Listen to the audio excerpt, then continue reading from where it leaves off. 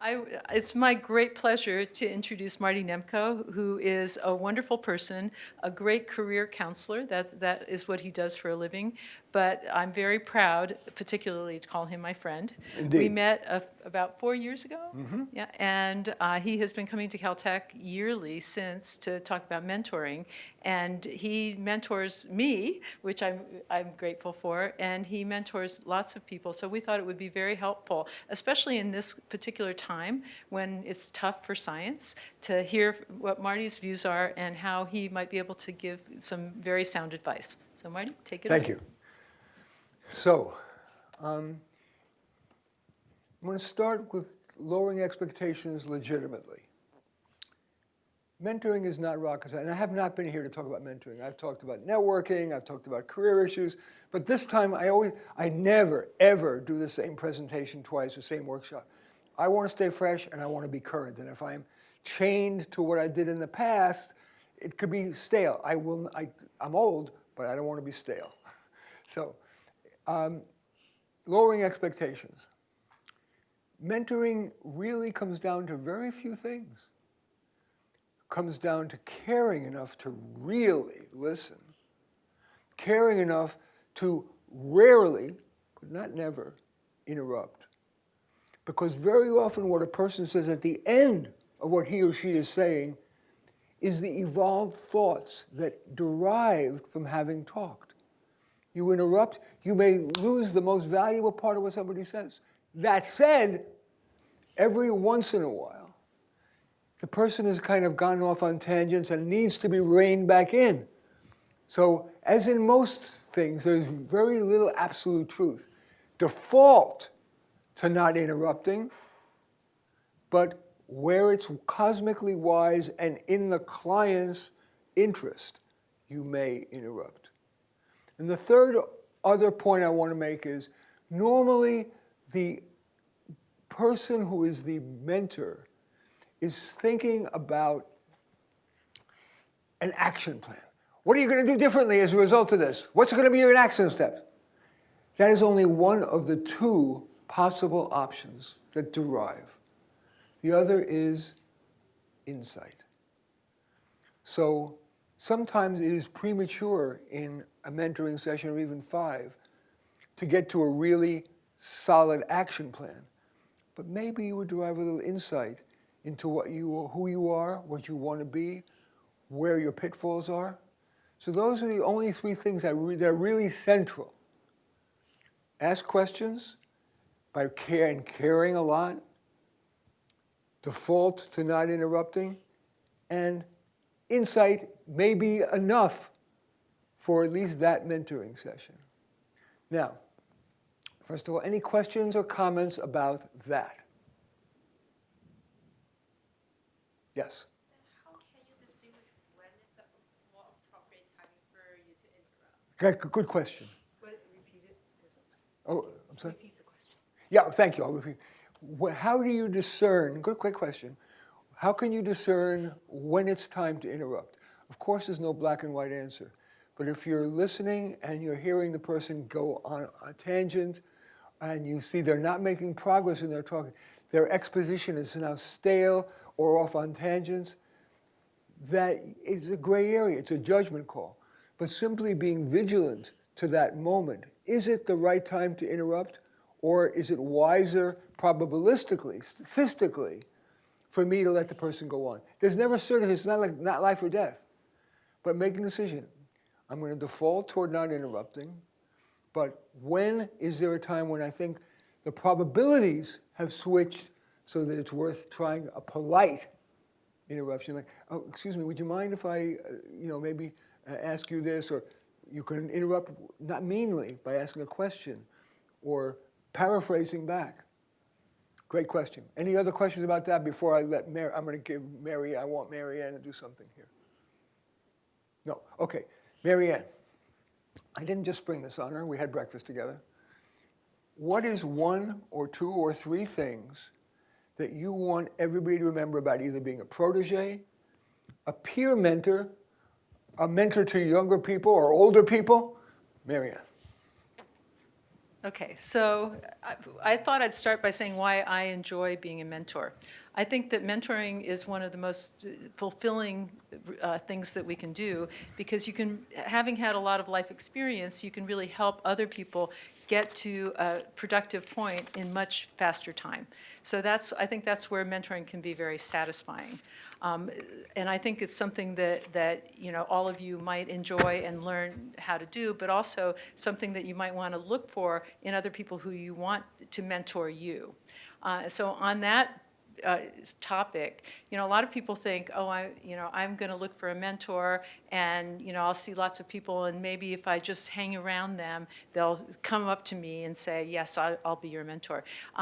That's not the way to do it. If you see somebody who you think might be helpful to you, you need to approach them, because most people are very busy, and so they would be happy to give you their time if you ask, but if you don't ask, they're not going to volunteer. So if you want a mentor, be proactive in looking for one.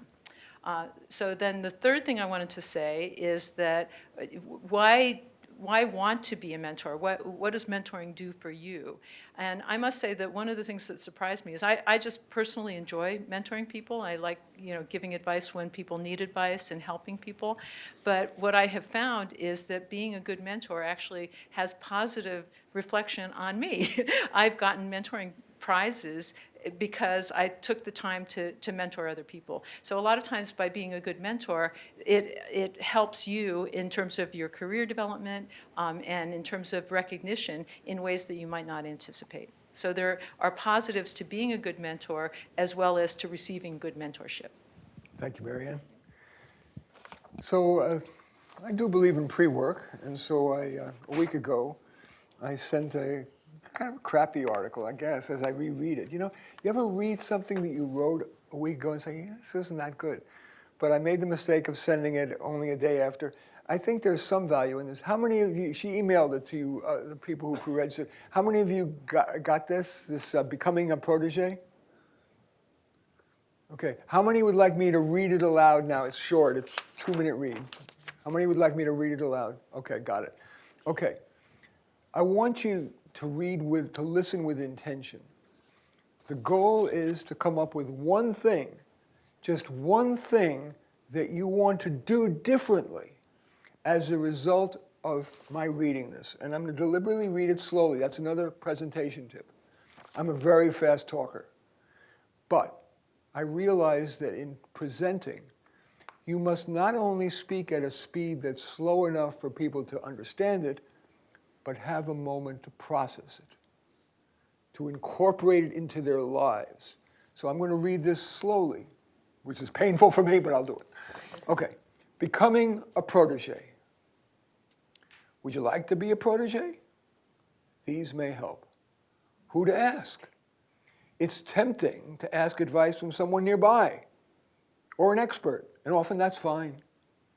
But if you're auditioning potential mentors, consider whether they are, most importantly, kind, available, likely to be a good listener and questioner who's leading you to good decisions. And yeah, if they can help your career. Mustering the courage. It can be scary to ask a question, thereby perhaps revealing you aren't smart enough, or as smart as the person thought you might have been.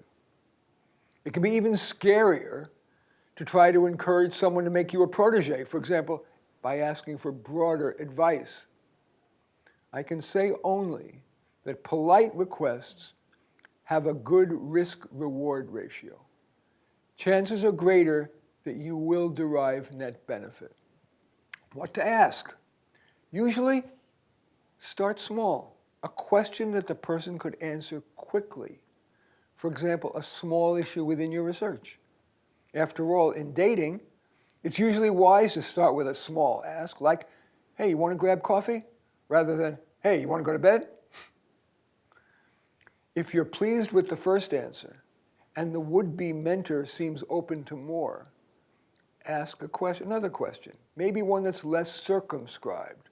For example, I'm not sure whether to focus on a career in academia or industry. Or, I'm not sure which elective to take that might align with my career goal. Or, I've drafted a one-page mini proposal. I wonder if you might take a look. Later on, you might foray into the personal. Most people, especially at prestigious universities, have reached a level that taxes their self-esteem. Asking a potentially unimpressive question requires bravery, but might yield real benefits, psychological or practical. An example? I'm worried I'm not smart enough to be here. It's making me anxious. Any advice on how I might deal? Of course, we'd prefer that a mentor invite us to join them in something professional. But if that doesn't come quickly enough, consider politely asking if you might, for example, work on the research, be their TA, or lead a discussion in a lab meeting.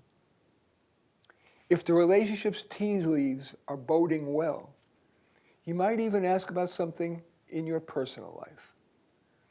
After all, no matter how brainy, we are all human, with interests, relationships, challenges in practicality. For example, a client asked me, I'm unsure whether I should stay in California or move back to China. That was somebody at MIT, as a matter of fact. Sometimes you don't want advice. You just want to talk something out. If you're looking for a solution and are ideationally fluent, it means you come up with ideas fast, you may be more likely than your mentor to offer a good solution. After all, you know yourself, your situation, and what's realistic for you better than anyone. Or maybe you just want to vent. The kind mentor would listen well.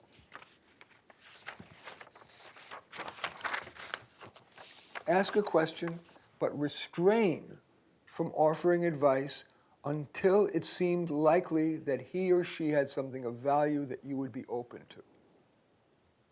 That's another one, if you're a mentor or a protege. It's not that you don't give advice ever. That's simplistic.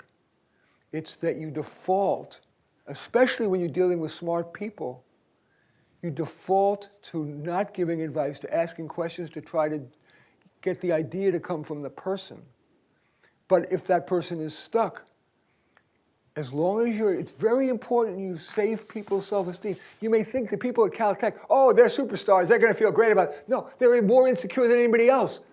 Because here they are in this rarefied atmosphere, and they're worried that they're not that smart, or they're not that this, or they're not that. So you must preserve their self-esteem above everything. There's ways to make suggestions tactfully without tearing them down. This is not like the army where they tear you down. That's not right. That doesn't work. Not here. Okay. Caveat. Some people's kindness is masked by toughness. There is a time for blunt advice or a kick in the ass. Try to restrain yourself from premature defensiveness or rejecting an idea. Consider your mentor's advice, even if dispensed more bluntly than you'd wish. Then accept, reject, or revise it on the merits. Judge based on the merits, on the message, not the messenger. Fun. Make it pleasant, even fun, whether you're a mentee or a mentor. Tell an anecdote, for example, about your hobby, something you're looking forward to. Or make a little ha-ha as it comes up in a conversation. No, not canned jokes. But there are opportunities for little bits of humor just as you're chatting. Those are not just pleasant. They build the relationship. When acting, hi. When interacting with a poobah, it's tempting to be all business, but even Nobel Prize winners like pleasure. Reciprocity. Especially if your potential mentor is eminent, it may feel unseemly to offer to help the person. But they too are human. And for example, in the rarefied world of a Caltech, they can feel insecure too, believe it or not. Want to feel more valued. You too be a good listener. Older faculty, may think they're over the hill. And they really would like affirmation and feel needed, feel relevant still. We don't think about that. We just think of them as big, old, smart people.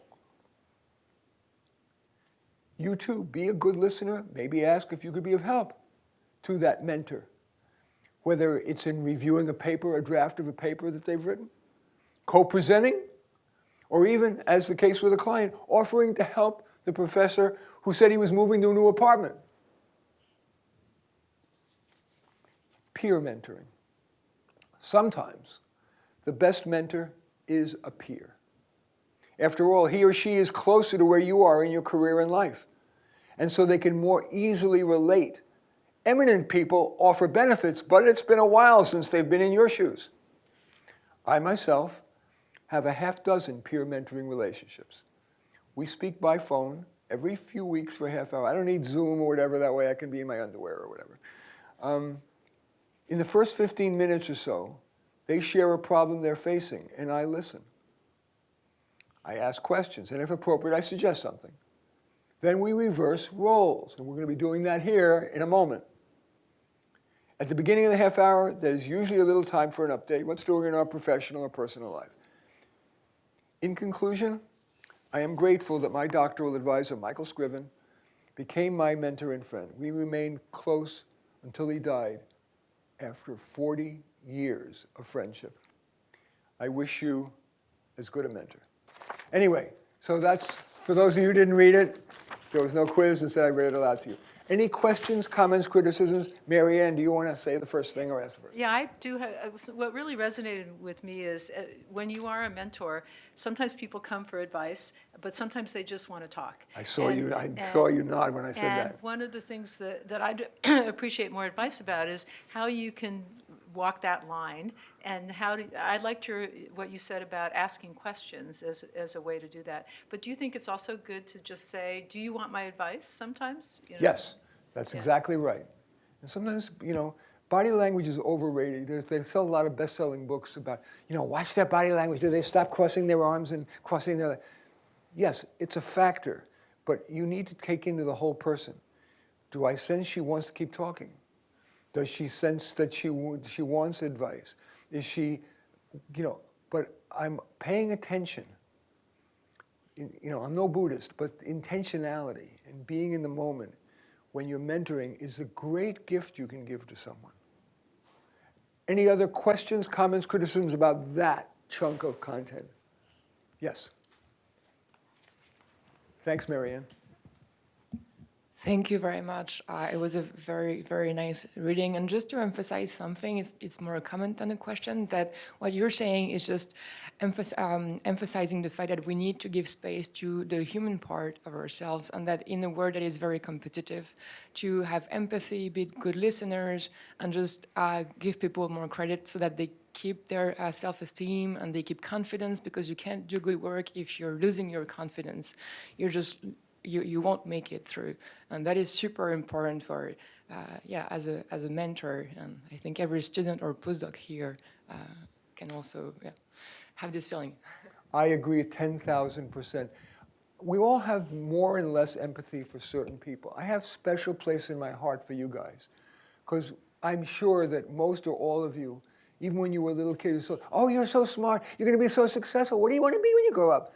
So these expectations were through the roof. And you continued to make progress from your high school to college, and now you're at Caltech, the pinnacle of the world. So here is this kind, smart person who has elevated him or herself to the scariest, most competitive place on earth. You're so worthy. It's not like you're here to make zillions of dollars. You're here because you want to contribute, you want to do basic research, and yet you are human beings under so much stress. You deserve to be treated with empathy, to use your good word. How many of you feel a lack of confidence and maybe that you don't belong here?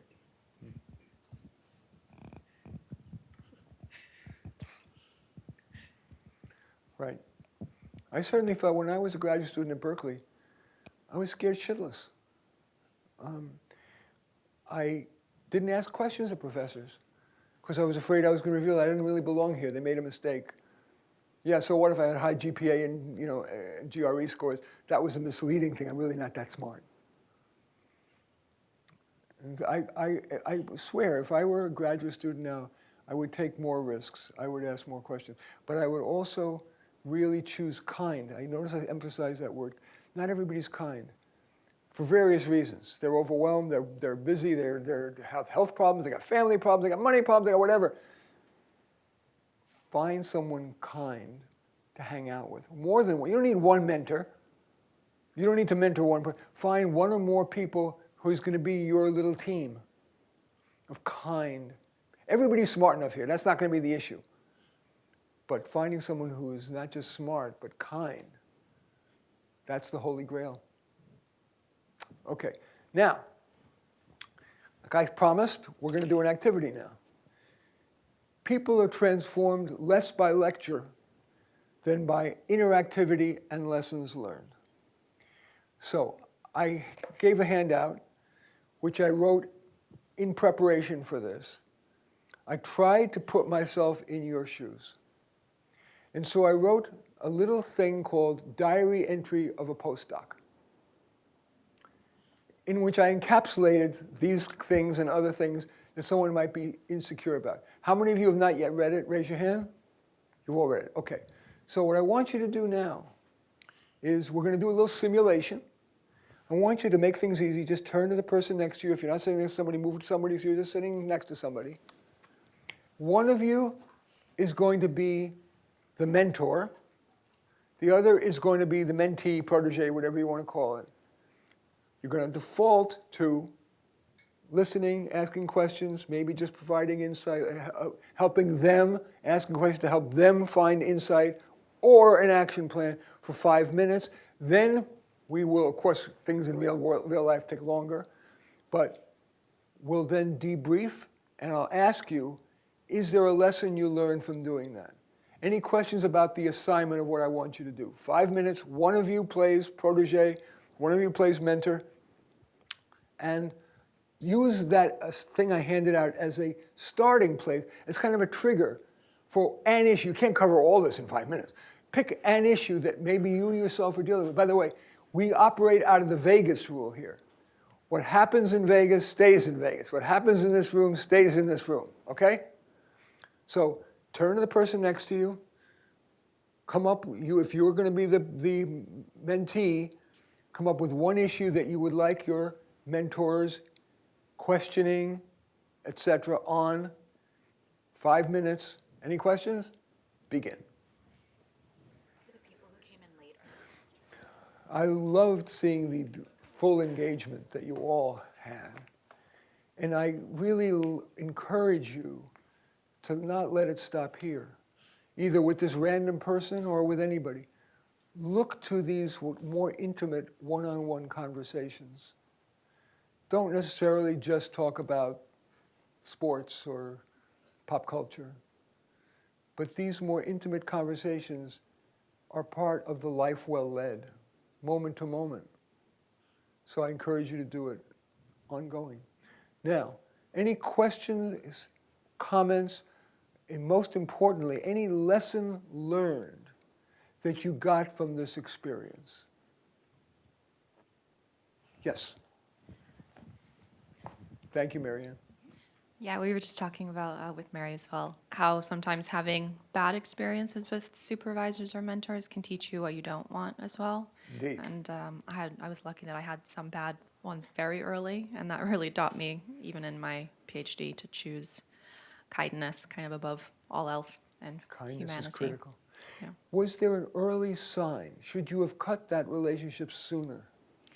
Probably, but I was so young. I was still an undergrad, Right. so I probably didn't really recognize the signs. I deeply believe that whether it be in personal relationships or professional, just like when they taught you in taking the GRE, they said, trust your first answer, it's usually right. Our brains are working 1,000,000 miles a minute.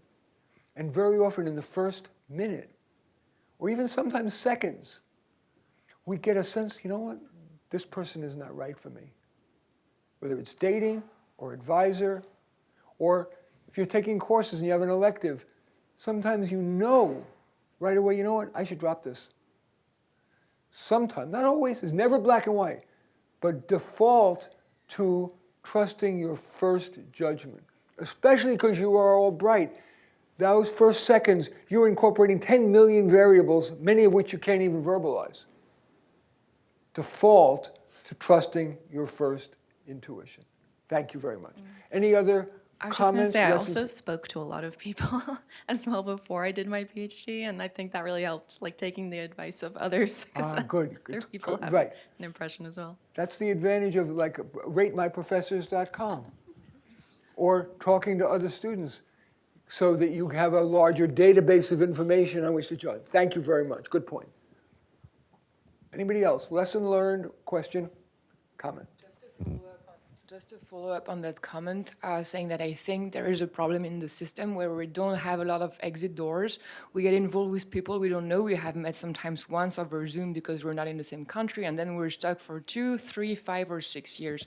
And for being in that situation, even trying to handle things sometimes with HR, we don't have a lot of options because of politics and how it would be seen or how professors would feel. So I think we would benefit from having more flexibility, acknowledging that sometimes it's humans, you're not good at working together, it's okay if you change supervisor or, have Great multiple comment. ones. I'm going to, and this could be overly romanticized, and I am drawing maybe too much on my own experience. When I first started my PhD, they automatically just gave me an advisor. Perfectly nice guy. But I couldn't give a shit about his research. And he was okay, but I knew that was not, frankly, that was not niceness. That was not going to leverage my career. So right away, I went to the department chair and respectfully said, you know, Michael Scriven would be a much better fit for my career goals. Before the relationship between me and my current advisor gets ossified, hardened, can I switch? And I switched, and that made all the difference. So maybe there is a bureaucracy and maybe a bit of polite dissent, polite asking for what you want. I'll tell you a little story. At orientation, Harvard undergraduate orientation, the tour guides are told, they're mainly given a lot of latitude, but they're said, always say one thing to the people who are on your tours. The key to success at Harvard, ask for what you want. And when they say no, ask somebody else. That's probably true at Caltech too. But along those lines, I think it's a lot easier to switch when you're a graduate student. And I think and for those graduate students here, if you do want to switch, you should do it early because it's harder as the years go by. But for postdocs, it's difficult. You're right. It's a really good point. So how do you? I don't know. That's beyond my knowledge. I like to admit when I don't know. I don't know. Yeah. Marianne, So let's say she were your postdoc. What would you tell her to do? well, I think if you can get your own fellowship, obviously it makes it much easier, but that's more difficult for foreign postdocs.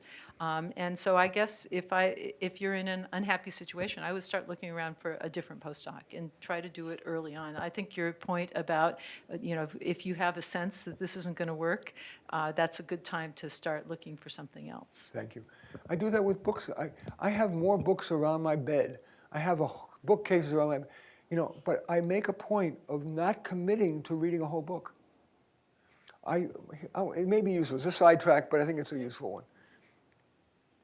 I like books a lot, but like all of us, we're busy. So here is my curation method.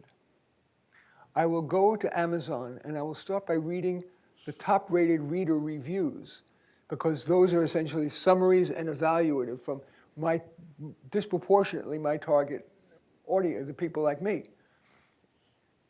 Then I will go in Amazon, they have a look inside the book feature where I can read the table of contents, the first paragraph or two of the introduction, maybe something in the conclusion, and in 1 minute, I make a decision whether to get the book or not. And I love Amazon because it's at my house the next day. Or it's Kindle, I get it instantly. I start reading. And if I made a mistake, I cut my losses. I stop. I say, oh shit, I spent $20, what the hell? Because my time is valuable. I curate. And that's true of everything. It's true of friends, true even of family members. There are some family members who are net negative in my life. And I have reduced, or in one case eliminated, interaction with that family member. Curate. We are taught often to be non-judgmental, to be all accepting. And yet, the key to progress in your research or in life is wise curation. Curate. I totally agree with that. And one of the things that, we are, many of us, experimentalists. And if you're doing an experiment and it doesn't work, curate. Don't do it over and over again. Try something different. There's in a very different field, in the field of screenwriting, there is a corollary, which is, it's going to seem odd, it's called kill your darlings. You know? Okay. Every writer, screenwriter, novelist, whatever, falls in love with a character or a plot scene or whatever. But sometimes in the end, especially in the context, it doesn't work. The wise writer kills their darling. So it's the same concept, it's curation. There's a term in economics called sunk costs. You don't want to let the sunk costs determine you to lose even more. It's like if you're stock, I like using multiple fields. Stock, you bought a stock. You were sure that Amazon was going to go up or whatever. And then it went down. There's most successful investors use what's called a 10% down and out rule. If you bought something, you thought it was going to go up, and then it's down more than 10%. Sure, it can go back up again, but as Warren Buffett said, never catch a falling knife. Because objects in motion tend to stay in motion in the same direction. So if your stock is down 10% or more, cut your losses, curate. Curation is key. None of you watch movies based on random. You'll read reviews, you'll read the synopsis, you'll read the IMDb average rating, Metacritic, whatever. I have found, at least in my life, curation is one of the most important activities I do. Okay, yes? Just like a following up question to that. So when we're saying about stopping or shifting gears, how will we know as A, if this person doesn't work for me, B, if it's me not work hard enough to really make a good communication or whatever between me and that person? I love and, that question. When can I make those judgment calls? Love that. That comes to something we haven't talked about yet, which is introspection. Some people, either because of defensiveness or otherwise, tend to externalize blame, responsibility. That's a shitty mentor. It's racism, sexism, capitalism, something. What my parents did to me, my ex-husband, we tend to externalize responsibility. The right balance is to balance looking inward. Have I really given this person a chance? Have I not separated the message from the messenger? So you look inward, you look outward, and then you put on what I call the wise one's hat. We all can be stupid and idiotic and make mistakes. We all do it, definitely including me.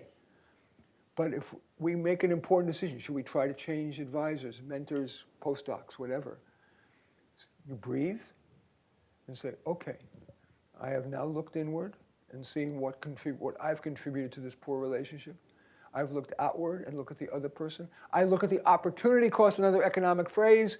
What would be the benefit of my going? Am I giving up too much of an opportunity by staying with this advisor rather than or this person I'm dating, or this husband or wife?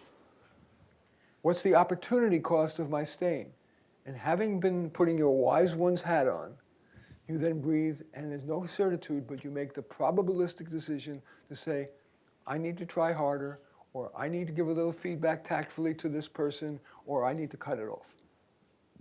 The best we can do is the wise one. Okay, because of time, and I do like to keep to time, I was planning that we were going to reverse roles and have the person who was the protege. but I want to stay to our time limit, and I won't have time to do that. So I would invite, the word I was going to use was beg. I would beg those of you who want to, after this, to reverse roles and do it and keep practicing these things, not just right away, but in your life. Now, I want to do something, because I know, especially amid the Trump cuts, everybody's in terror of not finding a good job. And how many of you are afraid of not finding a good permanent job? Right, I know. So something Marianne and I talked about at breakfast. I had a show on NPR for 30 years where I did what are called 3-minute workovers, where people would call in and I would, because of the time constraints, and they exist here as well, I would listen carefully but interrupt, ask questions, and come to some, I wanted them to come away with some homework assignment, some takeaway. And I thought maybe we would do a couple of those now and see if anything of value emerges. Is there somebody who would like to come up here? I'd like you to come up to the front. Marianne will give you a microphone. And pretend you're a caller to my radio show, and I will do a 3-minute workover about your career. Anybody want to volunteer? Please.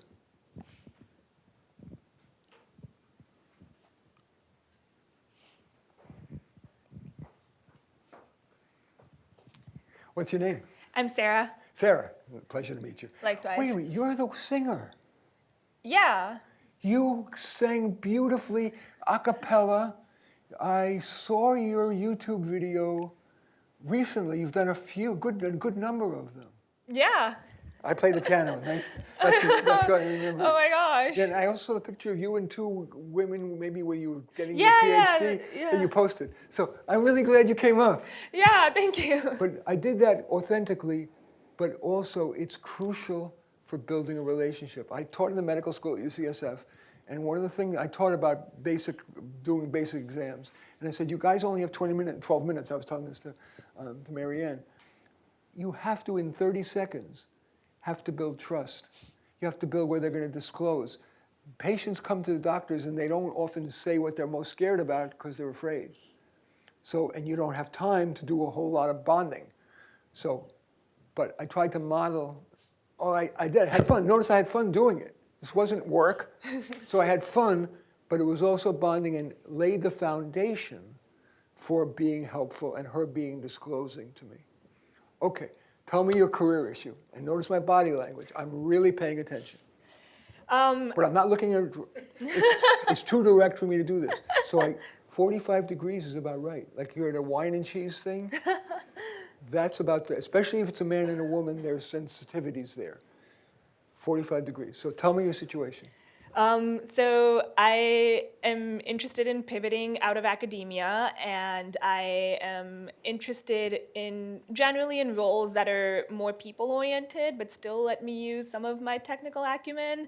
And the problem is that I'm genuinely interested in and, cut out for, based on the kinds of companies that like recruiting here, a variety of different career paths, but it's hard to really dial in on one for, various reasons or another. And then especially if I also factor in the things that, matter to me, which aren't always things that we can be upfront about, when trying to seek out jobs. Do you want to tell me, let's start by, instead of focusing on pleasing the recruiter, what do you care about? And what would be ideal if you could craft a job or work, so even self-employed, what would you craft if it was in your own image? If it was on my own image, I think it would involve a good mix of technical writing and synthesis and talking to people, but on my own schedule so that I can make good money but still have good work-life balance. Okay, great. So what I'm going to do is, I'm not saying you should do this, but I'm going to propose a very specific thing for you to knock down. It's like a beta version. Yeah. I want you to rip the hell out of it and make it your own. So you should work for one of the major consulting firms, going in and doing technical writing on a project basis where you have to really talk to the engineers and anybody else so that you can understand really well what's going on. Write the thing, but you're going to specialize in what you're going to be not just doing generic technical writing, but in an area that leverages your expertise. And that way, by doing it as a consulting base, you can make big money in chunks, but have plenty of time for personal stuff. What do you like and not like about that vision? Well, I guess I don't know what, if there are even firms out there that would offer that particular mix, because I'm going to interrupt you like I would on the radio, because I got it. What if I said, there's your homework assignment? I would start with the most prestigious firms. I would look and see if they have divisions, say, in whether it be biotech or basic science or whatever. And I would query. You're not going to answer an ad. You're going to craft this to fit you. You're going to find whatever it is, the director of research and development or whatever, and you're going to write a note that says something like, I have my Ph.D. from Caltech, and I have expertise in this technical area, but I also like writing, and I'm also communicative. I like interacting with people. I'm wondering if there might be a job where I can join your consulting team, going in and being the writer in residence for 2 or 3 months. Am I being delusional? And that's what I would write. I like that informal tone. Am I being delusional, or do you have any advice as to where I should turn? How do you honestly, no BS, how do you feel about researching to find such possible consulting firms, whether the majors or boutique ones? We don't know. I don't know. You don't know. Yeah. But doing that research and then drafting a letter, putting it aside so it can breathe, looking at it the next day, putting yourself in the shoes of that head of R&D, saying how would he or she respond to this? How does that feel as a homework assignment? So I've been aware of the management consulting career path, since undergrad, and so the firms that I have researched, the few that especially have the particular practice I would be interested in semiconductors include mostly McKinsey, and they missed the boat on that one as far as the applications go, and just even like in the past, and I guess also. They have a particular firm culture, but I do, based on even previous experience, having discovered a boutique consulting firm in my own hometown in Cleveland, which was completely under the radar even of like the standard boutiques. I guess yes, there is probably room to hunt down some more like even under the radar boutiques. The magic word that came into, you said the application and application deadline. I don't want you to think of yourself as applying for jobs. Yeah. You're applying for advice. Yeah. If you send this letter, not in response to any ad, yeah, but to whoever the poobah is there, and make your goal 3 so you don't put all your eggs in one basket. yeah. Find 3. Could be large, could be boutique, and it may not be a management consulting firm. Sure. There are other kind of consulting firms. Yeah. But your goal is to research 3, write a human letter. Doesn't create you as a basket case, but just human, write your strength. You can even talk about your weaknesses. It's another tip. Always have one weakness that you acknowledge. If I were looking for a job, I would say, I would list my strengths, but I would also say I'm the world's worst team player. I am a know-it-all. I like to be in control. I delude myself into thinking I'm a big brain. So you need to if you give me a project, I'll do it, but don't put me on a team. That's going to weed out the wrong jobs and weed in the right ones. And it establishes credit. Most job seekers are full of shit. They're exaggerating. There's all kinds of crap. By acknowledging one weakness, you are filtering out the wrong kind of jobs, filtering in the right one, gaining credibility. How are you feeling about this 3-minute workover? Feels great. Really? Yeah. Keep singing. Thank you. Can I ask a question? Oh, great. How much does it help to have connections? Of course. It does. But there's a failure. It can be a mistake. Sometimes you have a connection with somebody who's an imperfect fit. And the laziness within us says, oh, well, I know this person, she's my cousin or she was my mentor, so I'll go to, but notice I insisted on her crafting a life in her own image. The kind of work, the kind of space for work-life balance. She may have known somebody But it's unlikely that that person would have been a great fit. I'd rather, sure, if she's got a great connection, and maybe the connection would be to somebody who's not going to hire you but could open a door. So if your cousin is a poobah, you say, you know, here is my vision for my life. I know you would be inappropriate for you to hire me, but do you know somebody I should talk with? That way you retain your authenticity and not just rely on what would be an imperfect match. Okay, here's what I want to end with. As you can probably infer, everything that I have done here today is custom to you. I never do the same thing twice. I'm always thinking about you and what's going to best serve you. Whether I did or not, I don't, but that's what I always do. But I end every talk I give with the same story, because I do think it is not only been the most inspirational to me, but my audience, when I meet people who I may have given a talk 20 years ago, this is the one thing they remember. They forget everything else, but they remember this story. The year is 1939. The town is Sierpz, Poland. My father was living with his parents in a bucolic, a halcyon little village.